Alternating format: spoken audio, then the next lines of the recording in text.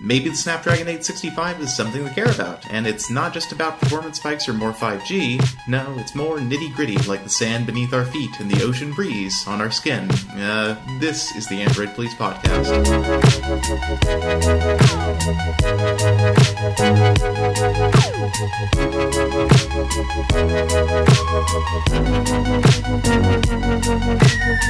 It's Wednesday, December 4th. Welcome. I'm David Reddick, and joining me in this digital jacuzzi that is the Qualcomm Tech Summit in Maui, Hawaii, is Android Central managing editor, who probably would not mind returning to Canada after this conference, Daniel Bader. Hey, how are you? Howdy. So, we are here in this lovely hotel room on, frankly, a very overcast Maui day. It's not what I usually expect when I'm here, but, I mean, it's kind of lovely all the same. So this week, we've been, I think, bombarded, I think it's fair to say, yes, with a truly tremendous amount of Qualcomm and Qualcomm partner news. Surprising amounts. Surprising amounts. In fact, I think this year, the sentiment of many people is maybe a little too much partner news. Mm-hmm. It's been a very busy couple of days for me personally, and I usually come here to relax, so that's been a bit of an adjustment. So I think we should break it down and get started what Qualcomm talked about and what the implications are, I guess. So obviously we've got Snapdragon 865, which I think is the big news. And attached to it is the new X55 modem, which Qualcomm announced like 6 months ago, I want to say. Longer, February. So wow, 8 months ago. Okay, yeah, it's been a long time coming. So the 865, we can say it's going to probably be in phones late February next year. I think that's probably when we'll see the first devices, at least the ones that go on sale. And every year Qualcomm does something, the thing we've heard about like the last few years has been 5G. And Qualcomm's slogan is now 5G is here. And as skeptical as I was of that going into this, I feel like I've pretty much come around to that being a relatively true statement.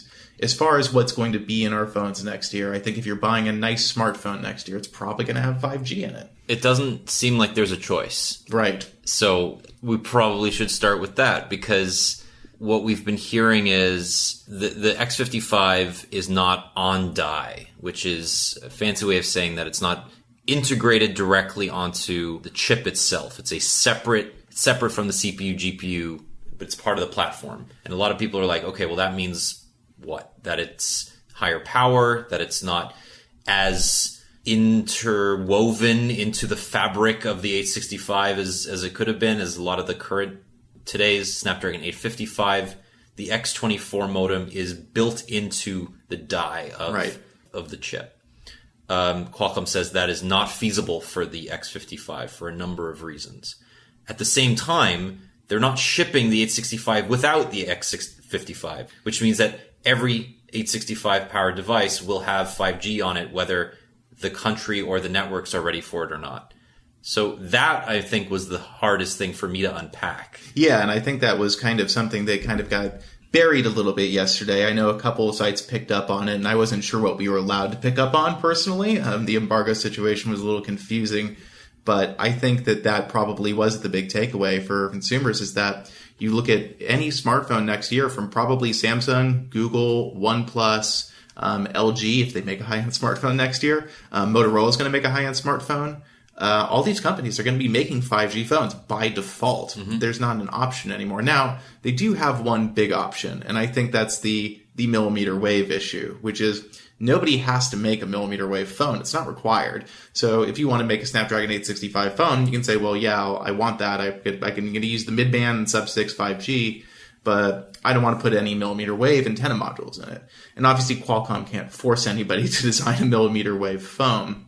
And I think that's going to be kind of an interesting dichotomy we'll see play out next year. Who decides to do millimeter wave, who doesn't, and in what phones? Mm-hmm. I think with Samsung, we've already heard some rumors that, with the S11, you'll have, in the nicer two phones, you'll have millimeter wave, which Samsung obviously is the only company with experience building a true millimeter wave phone right now. Nobody else has built one. Motorola built a millimeter wave backpack, but very heavy and ugly one. Yes, but Samsung's the only one that's made phones that way so far. So we'll have to see, whether or not Google, LG, and all these other brands like OnePlus build millimeter wave phones, which I think is going to be an interesting thing, because Do you see 2020 if there being any good consumer case to be made for millimeter wave yet? No, not at all. I think that. So the first slide yesterday when Cristiano Amon came out on stage, one of the first slides was real 5G is millimeter wave plus sub-6. That was the emphatic statement by Qualcomm's executive team, that you don't have real 5G without both. And that's been the company line for 2 years now, since the beginning, the first Maui-based Qualcomm Tech Summit. That's what we heard in 2017, much more loudly in 2018, and then again this year. And yet we still don't have those definitive use cases for the wider public to care about millimeter wave outside of, hey, I'm at a baseball game and 40,000 other people are connecting to the same node. That's going to be useful.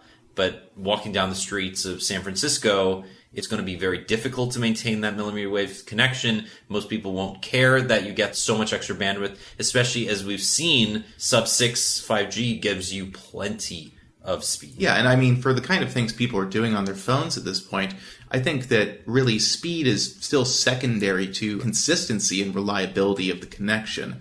I think where 5G holds some interesting promises, hopefully one day, is the improvements in latency. You know, I think latency is a big one, and I think latency is how you get to maybe real-time streaming of more experiences, things that I could see people doing. You know, people obviously right now still live stream video over the web, especially when big events are happening in public or you want to share something with someone. You know, live streaming video in higher and higher definition at higher bit rates, that's putting demands on networks without a doubt. Lowering the latency, you can actually make that experience probably a lot smoother and more consistent. So I think that would be an interesting use case, but I don't think it's one, like you say, that requires millimeter wave. Millimeter wave is required in a situation where, like you say, 40,000 people are in one place and they're all trying to do the same thing. Yeah. That's where the, quote, fat pipe really starts to matter. Whereas with sub-6, you know, and mid-band spectrum, you can have 100 megahertz of bandwidth, and that's a large amount. That's pretty big. And I think you could probably, you know, if you were to do like channel aggregation and go into unlicensed, you could, I was talking about this with Ryan earlier today, I think you could hit a gigabit if you manage to aggregate enough signal, if you manage to pull enough things together, optimized, you could still probably get there and never have to have a millimeter network in the first place. So I still am too confused. Not really confused. I shouldn't say confused because that's wrong. I know exactly why Qualcomm is pushing millimeter wave, because they hold all of the patents behind it. And so it's their technology and they want everybody to use it. So they are not a reliable narrator, I think, on the millimeter wave story at this point. But you do have AT&T and Verizon who are still trying to push it. Verizon more so. We could talk a bit about the network situation on the ground / beach here, which is an interesting / golf course. Yeah, / golf course. T-Mobile and Verizon have definitely been trying to do a bit of one-upmanship here on the ground. AT&T and Sprint a little less so, but Verizon has actually set up millimeter wave transmitters all over the Grand Wailea Beach Resort, and they're getting in excess of 2 gigabits a second. So that's pretty crazy. That is a spec. You know, you talk about like showing off a number to somebody who cares. That is the best possible scenario beyond showing off a 2 gigabit per second speed test result. I don't know what else there is to say about it. I mean, you're on an unloaded node in the middle of nowhere. You know, 2 gigabits is great, but you're getting it. You're not able to do anything with it other than. And I mean, most apps on Android won't let you use cellular data to download in excess of X megabytes anyway. So it's almost like we have to wait for the applications to catch up. This is, again, not a surprise. It's something we've been saying about 5G forever. And your use case about latency-free streaming, I think that's a great idea and something that is inevitably going to take advantage of 5G. But, you know, data caps and things like that come into play as well. So, and then on the other side, we have T-Mobile with their 5G network, which, you know, they've been poking fun at Verizon quite heartily the last couple of days we've been here. They put out a map. They've given a few of us OnePlus 7T Pro 5 McLaren 5Gs, which is the most unnecessarily long name for a phone since the Sprint Galaxy S2 Epic 4G Touch LTE. Definitely up there in the Hall of Fame, Hall of Shame, really. It's a great phone, by the way. I can't tell you this yet, but by the time this podcast is out, I can tell you. So this phone is running on T-Mobile's all-new but not really new because it's on frequency they've already been using, 600 megahertz 5G network. And here at the golf course, they have 2 5G base stations sitting on the roof of the resort. So these base stations are running at 600 megahertz frequency, and so they have a pretty incredible range. A 600 megahertz signal on a really tall tower in a really remote area can probably go almost 20 miles in terms of like signal radius. It can go pretty far. So this is a network that T-Mobile is already saying covers 200 million pops in the United States today. It's turned on, it's ready to go. So I've been using it here, and I've seen download speeds that, are respectable. Granted, they are on a network that is completely, as Verizon's is, unburdened by anything else. So I've gotten up to 250 megabits on the OnePlus phone so far. More usually between 150 and 200 tends to be. But what is that, like a 10 megahertz channel? So here in Maui, T-Mobile's 600 megahertz license is 40 megahertz wide. Mm-hmm. So they can use 40 megahertz of it, but because they still have the LTE on there, they have to reserve 10 megahertz of that for LTE. So on 5G, you have a 15 by 15 setup. So you get 15 megahertz up and down. And so that's what you're getting. You're getting 15 megahertz of downlink on 5G, 15 megahertz up. Granted, I think it's like bonded differently, so the downlink is still much faster than the uplink. Yeah. So it's a bit different. Using a different QAM level. I forget the term exactly. Yeah, I don't remember either. I'm unfortunately not a big enough network nerd to know. I used to be. It's faded. So I think that, after using the phone and trying out the network. Granted, I don't think most people who experience T-Mobile's 5G network are going to have this experience. Most of the US is covered in 30 megahertz of this spectrum, so you only get 20 megahertz of 5G, a 10 by 10. And in some areas, it's only 20 megahertz, so you'll get a 5 by 5, which is not much at all, quite frankly. The nice thing about it is it does penetrate buildings really well. I can be in a conference room in the hotel, and I still have 3 out of 5 bars. It's really, really effective that way. And it's worth pointing out, a lot of people say, what's the point of 5G if you have the same amount of spectrum, right? If you're comparing 10 megahertz of 5G to 10 megahertz of 4G, bit for bit, it is more efficient. Yes. It's about 20% more efficient. So even with the same, weather, the same, signal strength, you should get around 20% more speed, both up and down, if all other factors are the same. Now, the weather, that's not going to be the case because the 5G network will be unburdened for many, many months, where the LTE will not. So you should get more of a speed advantage. But these numbers are very LTE-ish, right? They are. A good LTE signal, you can get 150, 200 megabits if you have a little bit more spectrum and a lot of carrier aggregation. Or even in some countries like Korea, you can get in far excess of that with using LTE unlicensed, basically, where that's much more common. So I think, like you said, this isn't about the maximum speed, but there are benefits, like you said, the spectral efficiency. And I think it's an important moment for T-Mobile as a company to make this transition. Because if T-Mobile has the 600 megahertz backbone, and if the Sprint acquisition, which I really hope it doesn't. Sprint yeah, I know. That seems to be everybody's opinion at this point. When it goes through, they'll acquire that 2500 megahertz band. And from what I've heard from Sasha Segan, they are ready to move very quickly to integrate that into T-Mobile's network, practically overnight. We're talking within a few months of acquisition closing, they will make that spectrum available to T-Mobile subscribers. Because apparently there's something in the 5G spec that makes it very easy for 5G phones to switch between 2 carrier signals. So T-Mobile won't have to do any equipment migration to use that network Sprint has. They'll be able to do it on the end of the phone, and the phones will just switch between whatever is available. So if you're in a Sprint 2500 megahertz zone, and it's going to prefer that network. If you're in T-Mobile 600 megahertz or inside, and maybe Sprint's network doesn't make it to you, you'll switch back to that. So I think that's pretty compelling, and I think that leads me to my kind of conclusion I've come on with the OnePlus 7 Pro 5G, whatever the fuck. It's the first 5G phone I'm looking at, and I'm like, yeah, if you're on T-Mobile and looking to upgrade, just buy this phone. Just buy it. You're future-proofing yourself. I think it's got a pretty good service life ahead of it. You're getting T-Mobile's 5G right now. But this is also running an X55.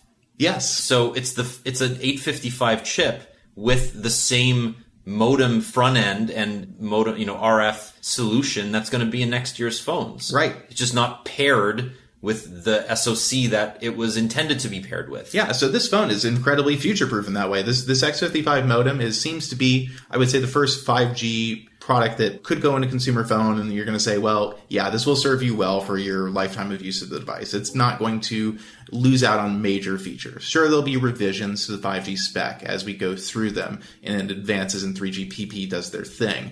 But for most people, they're not going to notice any of that. And I think that this phone in particular is one I look at and go, yeah, if you are, looking to upgrade a phone, 5G shouldn't scare you away from this thing. You shouldn't feel like, oh, I'm going to get a Generation 1 experience. Granted, I've only been using it for 2 days, but nothing really feels that Generation 1 about it. Yeah, and I think that's because it does not rely on millimeter wave. Right. It's because it uses existing spectrum that you can fall back to whenever you're not in a 5G zone. Yeah, and which for T-Mobile is just not many. I mean, obviously there's some regions they don't have coverage or where it may be weaker, but I think that you have something to gain and nothing to lose. So you get the bonus of, like you said, being on a relatively unburdened 5G network for probably a good 6 months before really anybody starts getting on that network.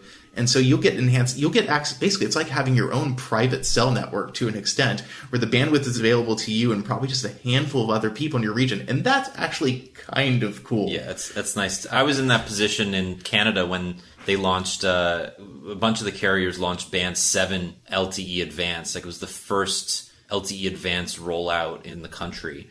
And I was in an area with one of the first cell towers, and it was like, you could get the maximum speed every single time you did a speed test. It was incredible.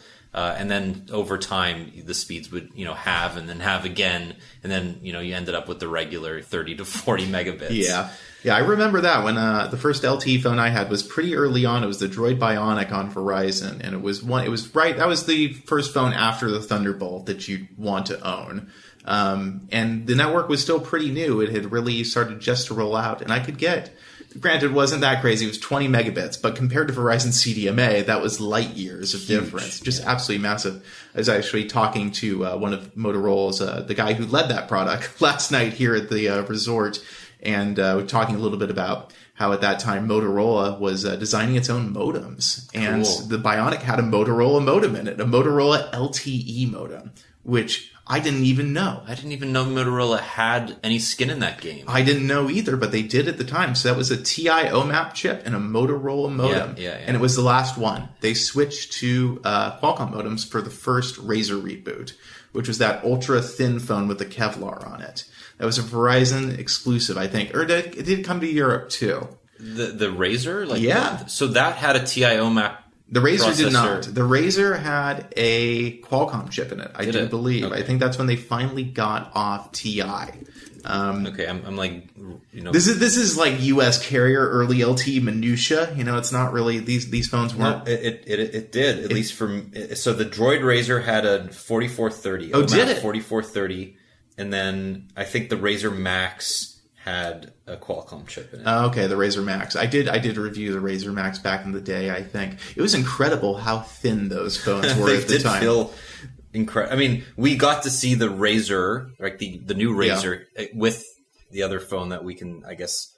Yeah, we can talk. We can talk about it, but I don't see a reason to. Not really. It was fine, but yeah, I mean, this is interesting going back to 2011 and realizing that Texas Instruments used to make mobile SoCs. Yeah. And well, they beat. So what was so cool about TI? They beat Qualcomm, the dual core.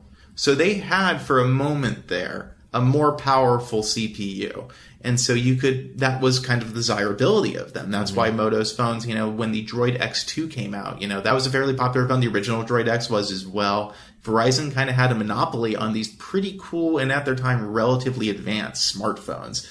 Obviously, that didn't last very long, but it was a pretty cool window of time there. Yeah. And it's kind of, in a way, we're, experiencing that transition again. I kind of have that feeling with this OnePlus phone.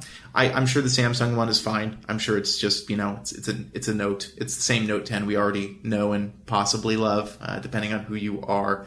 But I think a lot of companies see this as their chance. This is, I think, a good point of discussion. A lot of smartphone companies see 5G as their chance to reboot, to get ahead of the curve and say, basically, we know Apple's going to take a little while on this. Even though it sounds like next year will be the year of the 5G iPhone, apparently, I think a lot of manufacturers, this is their last hurrah. And I think they're deciding, what are we going to do? What's our strategy? Motorola, obviously, is doing some things. I think they've said they're going to announce a high-end phone next year. That's a company that I think is worth discussing because, we've spent a little time with them here. And I think everybody started thinking about Motorola a little more because of the Razr. It showed a side of Motorola I don't think we've seen in a long time. No. At least, it depends on what you thought of the Moto Z back in 2016, whether you thought that was innovative or just a gimmick. But that was their last creative gasp, if you will. And since then, it's been pretty dry. It has. They've been iterating on that same design for 3 years now.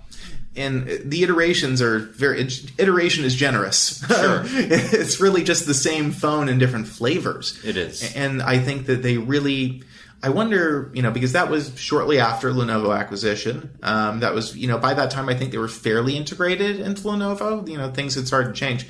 But it did feel in many ways like an old Moto product, where they were doing something that was a little bit bizarre. And it did seem out of step. I think that's always been kind of Motorola's strength and its weakness in this market, especially as we come in smartphones, is they don't seem to look too closely at what everybody else is doing. They have a lot of ideas internally. They seem to have a very rich set of core people who want to try new and novel things. Sometimes that's to their detriment, and I think with the Z, it pretty almost without exception was. I don't think anything good came out of the Z line. I don't think it changed the industry in any way whatsoever. No. Nobody followed up on what they tried. But with the Razr, I got to try it for the first time while I was here. It does have that wow factor. It does make you really look at it and go, okay, this feels futuristic in a way that I've used the Galaxy Fold. I won't harp on it too much, but the Galaxy Fold is a neat concept, but I don't look at it and go, wow, this is insanely different from everything. This is a realization of a concept we've been looking at for the last 6 or 7 years. Whereas the Razr is taking that new technology and saying, well, look what we can do. We can take an old idea that was much beloved and we can package it in such a way that this new technology is leveraged to great effect. And I think that's what makes it so interesting. I wonder, and this is completely, just me, shooting at the hip, but I wonder if the core Motorola team, the ones like the people we talked to last night who have been there forever, have been writing out this era of mediocrity so that they could reach the Razr. That they knew that the Razr was their real end game here, and that all of these other products, all of the iterative, not iterative versions of the Moto Z, of all of the Moto G and E line that are basically interchangeable, all of these throwaway Motorola One phones that don't run Android One for some strange reason. All of these strange decisions are all justified because the Razr is their ultimate end game. And at the end of the day, that's the thing that they are focusing on, revitalizing the company. Yeah, and I obviously this has been a labor of love for them. It's been in development a long time, and I would imagine it has been in and out of development in the last 3 years, depending on the company's financial state. They've been profitable for the last 5 quarters. They revealed yesterday in the presentation with Qualcomm, which is impressive. I don't know that I ever saw Motorola digging itself out of that hole, but Lenovo seems to have been very effective at cutting the fat and pushing Motorola in the markets where it's really successful. Brazil and India, I think, are 2 of its strongest markets right now. Yeah. It seems to have greatly dwindled in the U.S., to be quite honest. I don't know if that's the case in Canada as well, or if it was ever very strong to begin with. No, not really. Yeah. So in America, their unlocked sales, I can't see how they would have been growing. They're basically only online retail channel now. And they also they're actually a white label manufacturer for T-Mobile, which is interesting. So T-Mobile has 2 phones out right now that are basically Moto Gs that are reskinned. Right. Yeah. What are they called? I forget the name of them. Revolve? Yeah, Revolve. That's it. Yeah, Revolve, something like that. So Moto's obviously, Lenovo's trying some new things with them, trying to change the business model a little bit. I don't know that Moto had ever been an ODM before. I think they always wanted to brand their products, except for I guess even all the Nextel stuff was Moto branded. I have no idea. Yeah, I don't recall either. This is a Michael Fisher question. Where's Fisher when we need him? But my fear with the Razr is that what will happen is this thing will, unfortunately, and for several good reasons, be brutalized in reviews, because I think it's going to disappoint in a couple of key respects. Everybody's going to look at the camera and say, this is something out of 2015. Correct. Basically not worth using. The use of screen real estate is questionable because of the old school notching in the top and bottom of the screen. The fact that it's running Android 9 out of the box, but hopefully it'll get Android 10 very quickly. But that's another one. There are a lot of these little sacrifices. So I know we've already talked about this on this podcast before, but I do think after using it, I had a few more thoughts. With that, though, I think, let's talk a little bit about this event. We've been coming here for... Were you here last year? No. Okay. I had a baby, so I was... That's what I thought. I was stuck at home. Yes. Too busy being a father. Yeah. So, Qualcomm's put on this event for 3 years now. And, obviously, in full disclosure, they pay to fly almost everybody out here. They put everybody up in this very nice hotel. They feed us well. They take care of us. And it's all in the interest of, quite frankly, trapping us at this resort for 4 days so that they can tell us their story. Because I think it's a story that, for most people, probably isn't very interesting, and one that can be notoriously difficult to explain. I mean, I think one of the great examples has been like AI. How do you explain that to somebody and why it matters? And especially in their phone. I think somebody maybe in the abstract can understand like, oh, Google uses AI. I use Google things. So AI is important to Google.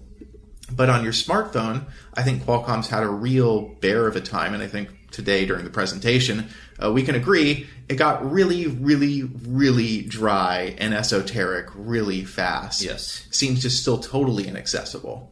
I think, so I chatted with some of the Qualcomm execs post keynote, and I asked them that exact question. And I said, how do you explain the growth and evolution of your AI engine to the layman, where you are increasingly taking cycles away from the CPU and GPU and putting them on this hexagon DSP that is growing in importance, both in your branding and in the actual platform that you call Snapdragon? And what one of the guys said, we don't need you to understand what it does. We just need you to know that it makes things faster. And I thought that was a very unsatisfactory answer. Agreed. Because there's no such thing as magic. There's no such thing as this edition just makes things better or faster without actual developers and engineers and everybody along the cycle having a say in how it works. And one of the things that I took away from it was that they are increasingly relying on everything but the CPU, because the CPU has hit its Moore's Law wall. Yes. Right? Year over year, improvements in CPU efficiency and power are slowing. And after the big jump from Snapdragon 845 to 855, which was basically just mirroring ARM's jump from Cortex A75 to A76, which were massive compared to previous years. This year, moving from A76 to A77 is relatively minor. So they're like, we're barely talking about the CPU.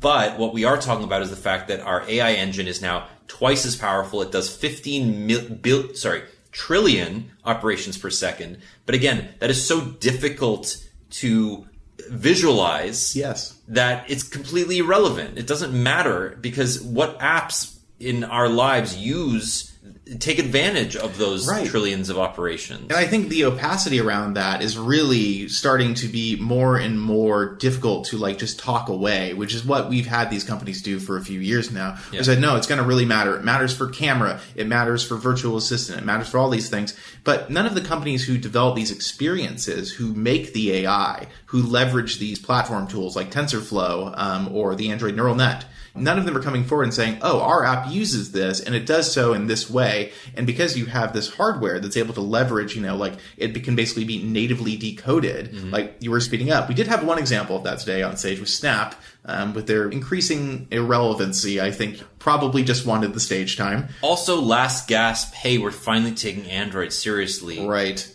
A little bit ironic that they were on stage of all companies. Very weird. I definitely agree. So I would love to see, and I think we all would just be some of the companies involved, like even Google. Google is still notoriously tight-lipped on which of its apps use AI and in what way. We know, for example, I think Google mentioned in a post once that the Google Photos app, when you search for certain photos, that's doing on-device AI. So it's using image recognition on your device to search for. So if you search for a picture of brown dog, that's using on-device algorithms to find a brown dog, which is incredibly cool. And I wish that was something we could tell people more often. But we just don't get those stories. It's usually just like, well, speech to text, and it recognizes objects. And it's like, those aren't very compelling. And I know there's more going on. I know there are more parts of the system that are using these things. Yeah, and the opacity as well makes it seem like whenever Qualcomm announces X feature for its upcoming platforms, you're like, but my Pixel 4 does this, for example. Yeah. So what is actually being done on the Hexagon DSP on, say, the 855 on the Pixel 4 when it's transcribing things in real time? Or is that something, because we know that that's not being sent to the cloud, so it's all on device. So what is different about this turnkey solution that Qualcomm is offering versus something that maybe Google has developed in software to take advantage of the current hardware that Qualcomm's providing? Right. And I think that's actually been a real downfall in a lot of these AI demonstrations, because we see companies like Qualcomm regularly just, even if not intentionally so, just blatantly overpromise in terms 100% overpromise. And that, so today's big overpromise during the keynote, without a doubt, was the real-time voice-to-voice translation from English to Mandarin on a phone call. And I'm just looking at that and going, absolutely no way that experience ever works in real life in probably the next 10 years of my life, at least. It's going to be a long time before that's really feasible. I'm sure the computing power is there when you're using like certain vocabulary and, it's a sentence that it understands and translates reasonably well. There's so many pieces that have to be in place for that to work right. But I know, I saw probably half a dozen tweets. As soon as Qualcomm did that demo, oh my God, the Snapdragon 865 can translate a voice phone call in real time. So you can talk to somebody in another language. And I just want to be like, guys, that's not happening. Like, it's just not. If any company's going to do it, it's Google. And also... And they sure didn't. No, they sure didn't. They sure failed to do that so far. Google has shown that it's actually pretty hard to do this kind of thing, even for them. I mean, like we talked about like semantic segmentation in photos, right? That was a big part of it. But like audio has to have a similar semantic segmentation when it comes to breaking down what you're saying. I mean, they didn't get into things like accents. They didn't get into things like jargon or colloquialisms, right? Like if every single element of that pipeline is perfect, maybe you get a usable translation. Yes. But that is not the way people communicate. No, of course not. It's like self-driving cars, quite honestly. It's like you can account for 95% of scenarios, but it's that 5% that will keep that car crashing into a barrier. Or a person. Yes, or a person. So I think that those kind of demos are, I would say they're a little irresponsible because they set expectations nobody can hope to reach. And I think that kind of, it in a way belittles the conversation around AI and these kinds of things, because I would much rather see conversations about like, well, it's going to make this experience X% faster. It's going to enable this. Like when they talked about the new Google Assistant briefly, I'm like, that's the story I want to hear about, because this is a piece of AI that a lot of people are already using, and probably the most advanced, virtual assistant that exists on any phone. I want to know the story about how this new piece of hardware is enabling better experiences. Obviously, we have the next generation Google Assistant, so that's a big one, but we just don't get to hear that very often, unfortunately. And what's interesting is that they did have somebody from Google up on stage talking about security and the implementation of digital IDs and how that's going to be put into Android R and how they're working together to make sure that they're held securely. But the demo that we got at Google I/O last year of the new assistant, if they come on stage and given us the next generation or even the 1.5x improvement of that specific product, I would have been very happy. Like, here's how we are making always on next generation Google Assistant better using Snapdragon DSP. I think that would have been really easy to digest because, hey, we took this demo and we made it way better. And we're actually going to give you that functionality in a couple of months. Yeah, 100%. I think there are so many opportunities to make these compelling demonstrations, and companies just have, quite frankly, the hubris ends up getting in the way, where they're like, no, we want to own this improvement. We don't want another company, another group, another technology to say that, they have a real hand in this. And I don't think that's fair or realistic to live in that world where, your company's responsible for every piece of it. Well, you obviously have technology partners. Google couldn't build its own smartphone. That's laughable.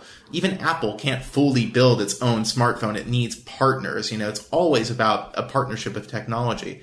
So I think more recognition of that would be in the interest of everybody, and it's just in informing consumers and understanding how these products work and what the advances are. Like, I do kind of struggle with that every passing year. It seems to get a little bit worse because honestly, with smartphones being mature, there aren't as many like brand new use cases that we can point to and say, bam, we're enabling this. You can finally do it. The only one that really seems to remain is camera, which is where we still do see noticeable improvements where we can point to things, concrete numbers. You can do X when you couldn't do it last year.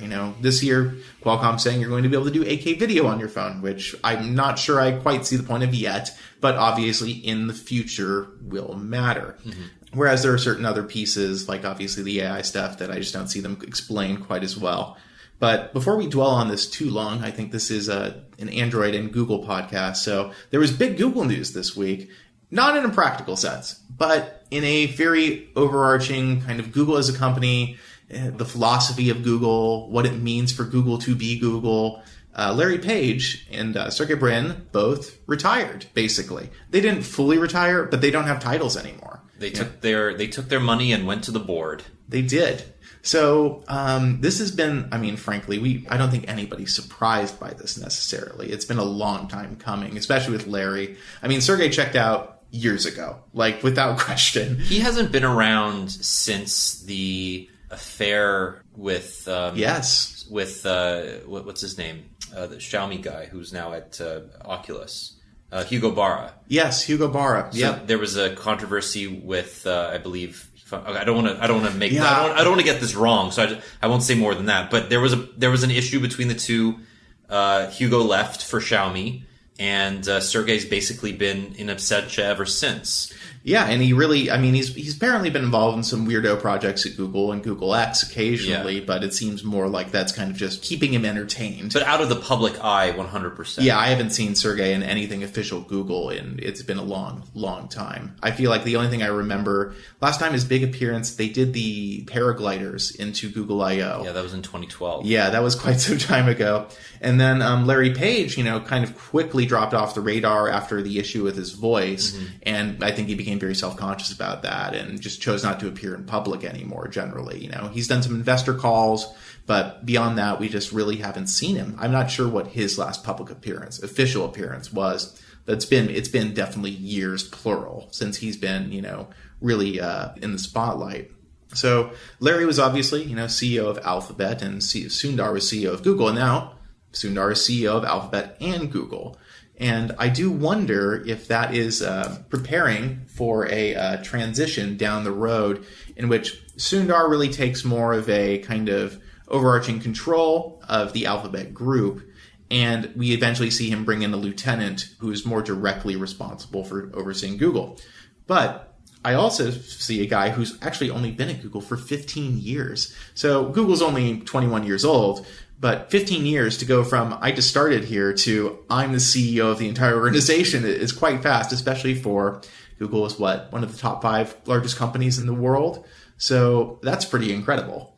It also speaks to, you had mentioned something in a tweet about how, Sundar he's not necessarily a visionary. He's somebody who's leads a straight path, and he is very good operationally. He's a calm public face for a company that has so many tenets, and he really does make it seem like, as many issues as Google is facing, there's always somebody to kind of deal with it with a level head. But that is not necessarily the vision that Google saw when it was founded 21 years ago, right? That's not what Larry and Sergey brought at the beginning.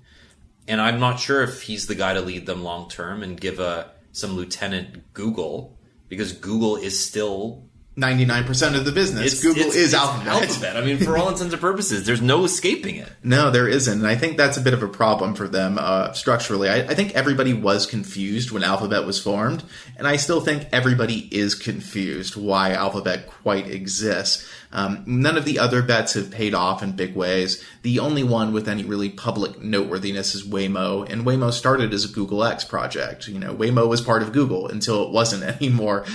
So the ideas are still coming out of Google. I guess the idea is to have, wholly owned entities that don't operate within Google's structure, inside the Alphabet group. So they're part of the family, but they're not part of the nuclear family. Right. But at the same time, you and I both work with Google, and I feel like that's already true of basically every group inside Google. Almost nobody seems accountable to any other group. They operate very independently. The Android team and the hardware team, for example, are completely separate teams, and never the two shall meet because there is a firewall allegedly between them, such that they treat Google hardware, the Android team does, just as a customer, just as they would any other Android partner. And that's kind of where I think my mind wandered when I saw that, Larry and Sergey were leaving and the current state of things at Google. Google is at a bit of a crossroads, in my view, where right now its search business is as strong as ever. Advertising sales are through the roof. The economy is, continuing to make sure that's true. Their stock is doing very well. And I think there's nothing in sight that would suggest Google's dominance is at all it being threatened by anyone in any significant way. But at the same time, the Android platform, really, as we've reached saturation of the smartphone market, I feel like I wouldn't call it a dead end, but I think that Google has to decide what is next. What is the big next goal here? Because they can coast with Android for a good long time, I think. But at the same time, they're trying to grow this hardware business inside the company, and in many ways, I feel like that business is hamstrung by the current situation, the way it relates to the Android team, which is an important part of the hardware team's products. Right. So I look at that and I think, well, at what point does Google say, what would be our legal consequences, and also what would be our ecosystem consequences if we decided to knock down that firewall and really push our consumer product business in a big way and say, you know what? We're not going to say that Google itself doesn't get special access, that Google doesn't get preferential treatment. We're going to say that everybody else gets a baseline level of treatment, basically a service level agreement where you get access to people and resources, and Google itself gets to dip more heavily into that bucket and say, if we want to build a phone and we want it to do this, but Android for everybody else won't be ready for that in a year, we can do it right now. And I think we see them trying to do that a little bit. Next generation assistant, for example. Some partner devices probably can work with it, but I would guess that most probably aren't ready just yet. And I think it's obvious they have that desire, which is what makes it kind of frustrating to watch. There's obviously a desire among the Pixel and the hardware team to have those products defined by special features that other Android devices can't have, or at least can't have for a while. And so it seems to me like, why are you telling yourself this lie that you want the firewall, but at the same time you're like, oh, but we definitely want our products to have their own special features? Well, it speaks to the timeline for Pixel 4 specific features to sort of trickle down to older Pixel phones. I mean, this December security update gave older Pixel phones many of those marquee Pixel 4 features, live captions, the ability to have the new assistant is not available yet, but a bunch of those features that for the first 2 months of the Pixel 4's life were in many ways the selling features, and eventually they trickle down, and that's great for older Pixel owners, but then the made by Google team has a lot less to work with. Yeah, absolutely. And I do think that Google, in Larry and Sergey's letter, they actually even talk about this, how Google, they started this company on the basis of teams operating highly independently. They wanted everybody to have a lot of freedom to pursue the projects and ideas that they were interested in. And I think that worked to Google's benefit amazingly early in Google's life. I mean, Gmail obviously was a project that was pursued complete without any regard to search. Like, it just so happened that, we can stick ads in email, I guess, can't we? And really, otherwise, why would Google develop an email client? It didn't make sense at the time, right? But it was a novel idea somebody had, and I'm sure there's a great story there that may even be published, but I haven't read it. Probably the same is true of maps. Why would a search query company get into the business of mapping the Earth? Obviously, the idea is they want to provide information to everyone in the maximum amount of information possible. But I don't think you'd look at Microsoft and their search business and say, well, maps is an obvious direction for us also to go. I think they only did that because Google did. Absolutely. And so, and same reason Apple has gotten into it, I think, because Google established this dominance very early on. And there are a lot of products I think Google's developed over the years. I think Photos is the newest one, where you look at that and you go, why would Google get into the business of storing billions and billions, hundreds of billions of photos? Why would they do that? And well, it turned out, it teaches AI, and they did have a reason. But there wasn't an intuitive business reason behind it. It was probably very much we want a tool that does this, and we want it to do it well. Google has had those flashes of brilliance over the years that have really played out very well for them. But increasingly, I feel like that structure where everybody gets to have their own team and be independent and work separately is working against some of the bets they're really starting to put a lot of money in. I think the hardware division is a great example of that, where Google's clearly investing. They've bought up engineers from HTC. They just bought Fitbit. They bought Nest. They've bought quite a few companies to try to build this robust hardware team. But this hardware team is still so reliant on other products inside Google to help build those products. Even the Chromecast team has to work with the Chrome OS team in order to make their product work. Whereas at a company like Apple, you have basically a group of core executives who handle a certain silo of projects and have these massive teams below them who execute a vision. And so Apple is able to draw on whatever resources it needs to get to the finish line. Apple is all about getting to the finish line. That iPhone is the culmination of probably hundreds, if not thousands of teams of people around the world investing their time into their individual piece of that product.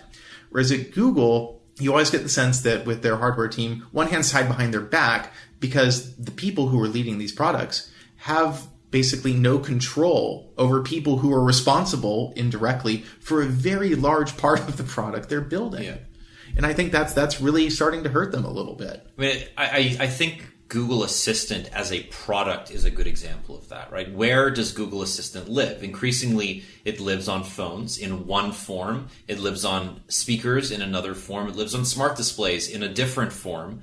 They all run different but very complementary operating systems, right? But there's still this backbone that provides all of this data to the various pieces of hardware. And I think what's really interesting is Google Assistant could be so much better if they weren't also building Google Assistant as a standalone product for other platforms. You can get the Assistant on an iPhone. You can get Google Assistant on a Sonos speaker. It's required that it has that cloud backbone and different pieces of hardware access it in ways that makes the most amount of sense. Whereas it's not like you're building Google Assistant for this particular form factor. It has to fit in with the scope of whatever design that piece of hardware has. And that is a problem. If Apple was better at a lot of its AI and machine learning, natural language processing stuff, I think Siri would be a better product than Google Assistant. But Apple is just bad at that. Yes. And it never will be.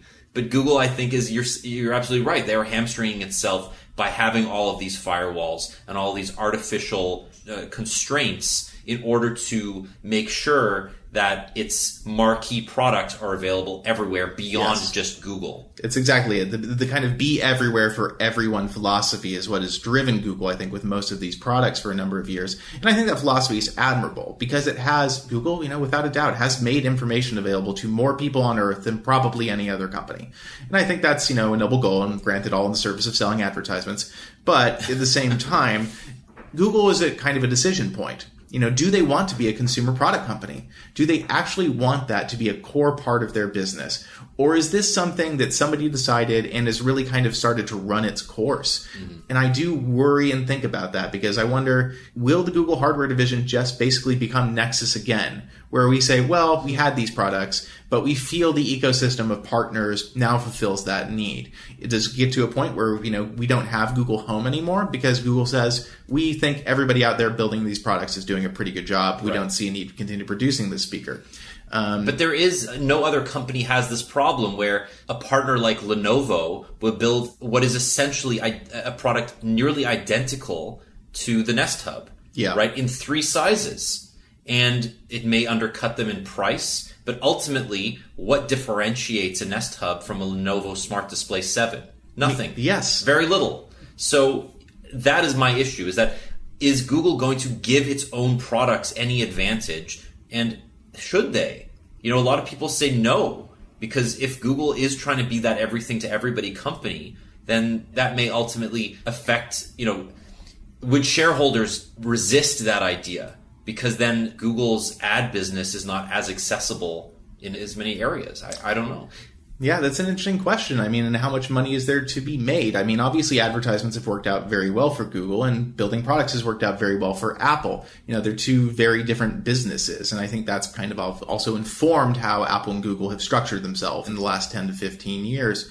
But with Google, they really do seem almost unable to help themselves to get get in the other pool. They just seem to really relish the idea, and I have to wonder at what point is this a vanity project gone too far? Mm-hmm. Are we really serious about this? And when you talk to people on the Google hardware team, there's obviously a tremendous amount of pride that goes into the work they do. Sometimes it's deserved, but not always. And you do get tons of smart people there with really interesting ideas. Yeah. I think the Nest Hub Max, for example, is a product that a good generation ahead of the rest of the smart display category. 100%. Yeah. Really smart people clearly worked on that, and they gave it all the features it needed, and I have heard nothing but praise for it. I personally haven't used one, but the reviews just seem to be glowing. They're great, and I've used one and I agree. And you said Google Photos. Google Photos is a near perfect product, in my opinion. I don't think they could have executed on it better. They notify you way too much. Yes. And their assistant features are kind of stupid. I don't necessarily want a notification every time you colorize one of my photos. I think Vic and Dotra wanted you to have one, yes, though. He sure did. But, I do think that for all intents and purposes, Photos is a near-perfect product for my use. Stadia is another example of a consumer product that feels like a tech demo that was released to the public too soon. And I wanted to bring up Stadia because, I see you're using a Surface Laptop 3. Microsoft is another example of a company which has to figure out, and is, I think, doing a better job figuring out what markets it wants to appease and which ones it wants to get out of. There are very few consumer projects left in Microsoft. Yeah. Right? Gaming is basically it. Windows, not so much. They are an enterprise company that happens to have a gaming division. They do. And that makes a lot of sense. It's what they started out doing. Not necessarily. It's what their DNA, I think, represented. And they are if they're not worth more than Google today, then they're pretty close. They are worth more, yeah. They are worth more, okay. So this is a company that shareholders, as well as users, have largely forgiven for its mistakes, and there were many, and have praised them with buying a whole lot of shares. And if that's the case, then Microsoft's going to continue doing that. Yeah, and I think Microsoft is a good analog because you've seen it. Microsoft, I think, would love nothing more than to take Xbox and a shotgun out back and just destroy it because they've married themselves to this product that in many ways is so misaligned with where Microsoft is as a company today. A product that is strictly cost limited in hardware, has to be developed so far ahead of time, can never be on the bleeding edge, constantly requires working one-on-one with huge groups of publishers, these other companies. And so they are in this business where obviously xCloud is where they would like Microsoft and Xbox to go. Yeah. They want Xbox to become a dongle or preferably nothing at all. Sure. Just a controller, quite frankly, a service you can put in Azure. And so I think that's kind of where we see them moving with that. With Google, I think that they've entered a side of the consumer product business that is decidedly stickier to get out of for them. I think phones is clearly... Google has had such a strange relationship with the smartphone. I own the Nexus 1, and yes, it was a science experiment, but I think at the time it was the best Android phone you could buy. They were the only ones who were really going all in on full touch at that point, and trackball and all of that, but Google always felt like they had a lot of interesting ideas to share with their phones, but they always hedged and said, well, no, it's just for developers, just a reference device. And increasingly, I look at the Pixel and I go, well, actually, using this phone, I mostly feel the same aside from the camera. Exactly. I don't feel this is like something I should recommend to regular people. And so does Google just reposition and say, you know what, do we just go back to that and say, our products aren't meant to sell in the millions. Our products are just meant to showcase. They're basically a tech demo. Yeah, no company would admit that. I mean, no, you're right. I did mention, I skipped over Surface because that's another consumer-facing brand, but it's not huge. No. It never will be huge. I mean, it's not necessarily used as a reference for other partners, but Microsoft has the benefit of having latent partnerships that will never go away. It's informing a lot of this stuff. It works with Intel on a lot of stuff. And the Google-Qualcomm relationship does not seem to be as symbiotic. Right. Google is just another Qualcomm partner. Whereas I think because Microsoft has worked with Intel for many, many years, they have just as much input into the design of future, laptops as Intel itself. I don't think Google has that power. I agree. I think the thing with Google and phones, and I think looking at all these companies, you look at Apple, you look at Microsoft, you look at Google, I think there are certain products you can identify in the portfolios and go, some of these are vanity projects. For Microsoft, it's probably the Surface Studio. That's something that probably very low volume seller, incredibly expensive, appeals to basically almost nobody, designed for such a very narrow set of use cases or just for something to look pretty in an office, like at a startup. With Apple, I think it's Mac Pro. The Mac Pro has no reason to exist. It doesn't exist yet. Exactly. You can't buy it as of today. And even when you can, realistically, why does anybody need that machine? Apple does not have to build that. That's totally ridiculous. I think that they do it because they feel like at this point they have such success and they have this image. It's about image for them. They want the idea that we are still the platform that media professionals trust. Mm-hmm. It's not that they expect to sell a ton of them to media professionals necessarily. It's that they want to point to it and say this is in our portfolio, which I think was exactly true of the trash can Mac too. 100%. With Google, I do think it's becoming the phones. I think they want to say, we are developing the most important phone operating system on earth. How can we not have this? Mm-hmm. And at that point, it becomes so at odds with the idea of having it as a consumer product division. Does it need to be financially viable? Can we just run through money and say this is basically self-marketing? Are we just advertising for ourselves? And I wonder if somebody at Google is trying to ask those hard questions right now because, with the Pixel 4, I've seen no indication that it's any more successful than the 3 has been on sales. I think Google probably would have tooted its horn by this point, especially after Black Friday, if there had been a real big jump in sales. And I somehow doubt that's ended up being the case. Yeah. So I don't know where I was really going with that. And I don't want to devolve into another Pixel 4 rant as easily as I could. I feel like you've had a few of those. Yes. In your recent past. Yes, it's becoming a bit of a theme. So let's see if there's anything else on the docket today. We had a couple other news items here at the Qualcomm conference, but quite honestly, they weren't very interesting. Motorola had a budget phone, and that wasn't much to talk about. And I think that's probably about as much news. There's a mid-range Qualcomm chipset, which I think will matter in Asia, but I don't see that mattering here very much. So what's interesting about that, I just want to bring up one part about it. So I did talk to Qualcomm about the market in Asia where increasingly brands like Realme and Redmi put high-end Snapdragon chips into $300 to $400 phones. I'm talking about the Redmi K30 Pro. I'm talking about the Realme X2. I'm talking about phones that should cost more, but somehow they don't, right? OnePlus is sort of in that ballpark, but they price their phones a bit higher. Next year, there will be no flagship SoC without 5G. Right. And that brings the BOM, the bill of materials cost up considerably. And there is a real concern that budget flagship market will just be wiped out, where they won't be able to afford putting a 865 into a phone and have it cost $300 to $400 without losing a considerable amount of money.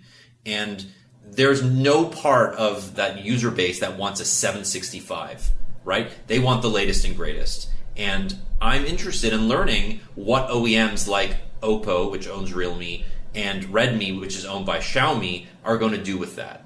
Yeah, I mean, a lot of them are using 700 series now. I don't think Realme has an 800 series phone at the moment. Oppo does have some. So I think one of the big parts of that is definitely going to be how things play out in China, because China's moving so fast on 5G in terms of getting their low-frequency networks rolled out. I think there will be a demand for the 5G phones, and I think China has proven to be such a spec-driven market. You want the latest and greatest, and I think eventually, the fact that the average material wealth of the Chinese household is increasing much quicker than the Western world, so I think probably there is some flex there, and I think these phone makers are so competitive that having 5G will quickly become another notch in the belt for them where they have to have it, and if they don't have it, they're going to be probably looked on fairly unfavorably. In India, which is also a huge market for these phones, probably plays out a little different, I think. Yeah, there's no 5G in India in 2020. No. So I am curious about that, because Xiaomi tried with the Poco phone for like a blink there, and that never came back. Well, that became the Redmi K30 Pro. Exactly. Right. Yeah. And so I do wonder what will happen with that. I mean, because without the millimeter wave antenna, I do wonder what the BOM is going to be on the 865 compared to the 855. Obviously, Qualcomm will never tell us. The only thing I heard on the record was that phones with the 865 will cost comparatively more. Okay. So more. They're admitting it. Yeah. So, I mean, that makes sense, of course. Qualcomm has every interest in upselling 5G as something you should buy as a vendor. But I do think you're right about that, because the 765, to get a little nitty gritty on it, is actually significantly less powerful than the 865 in a fairly important way. It only has 2 of the high power cores. So it's an octa-core still, but it's 2 high power cores and 6 low power cores. Not to say that makes it slow, but it does put it in a definitively different class than the 865. And I'm sure the GPU is probably about half as quick too. Qualcomm usually reserves a lot of GPU headroom for the top tier chipset releases every year. Right.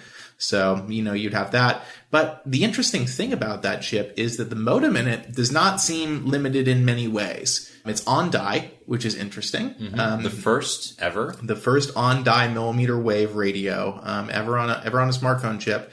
And it still maxes out at far higher speeds than anyone will ever need in the next 10 to 15 years. So it's like, to me, that was kind of like, guys, are you really saying I need the 7.5 gigabit top speed? I would have taken 3.7 gigabit and maybe a little bit of extra power efficiency, but it's a different discussion, I guess. So hang on, I want to go back there because I made a mistake. So the Redmi K20 Pro had an 855. That was announced earlier this year. Here in Hawaii, they actually announced the Redmi K30 Pro would have a 765G. Interesting. So they are putting a 700 series into that K30 Pro, successor to the 855 powered K20 Pro. I don't see that going down well. I don't see it going down very well either. No. I mean, it could be cheaper, I suppose. And I'll be curious to see what Realme ends up doing, but I'm sure they'll just go with the 765.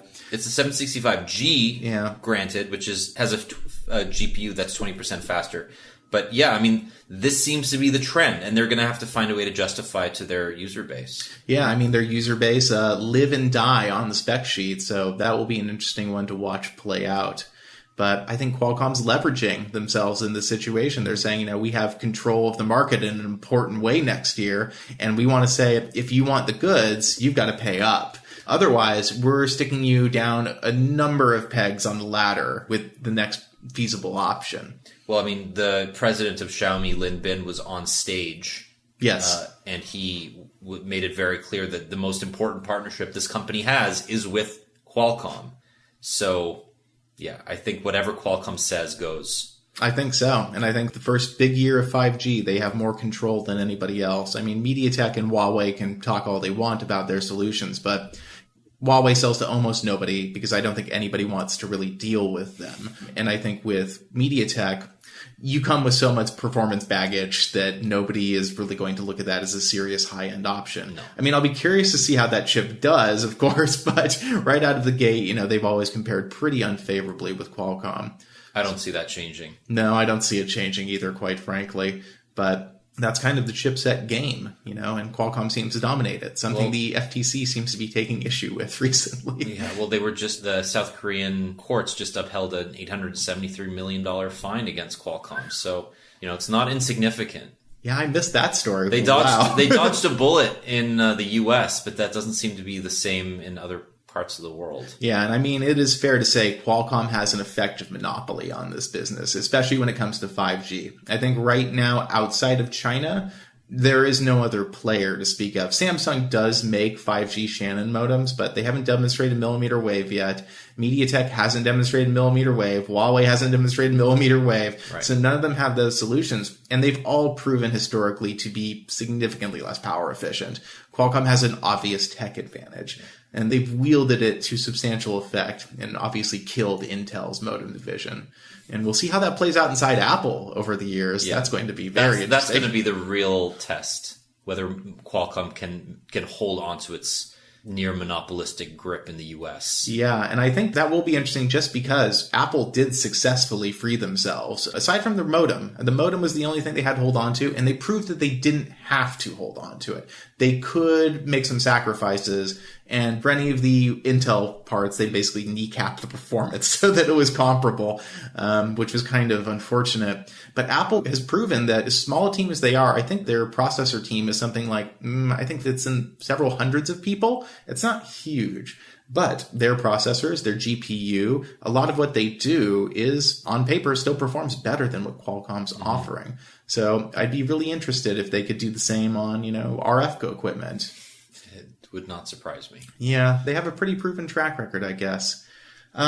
We're probably already running pretty long here. So, yeah, we're at 110. Okay, I think we can probably wrap it up.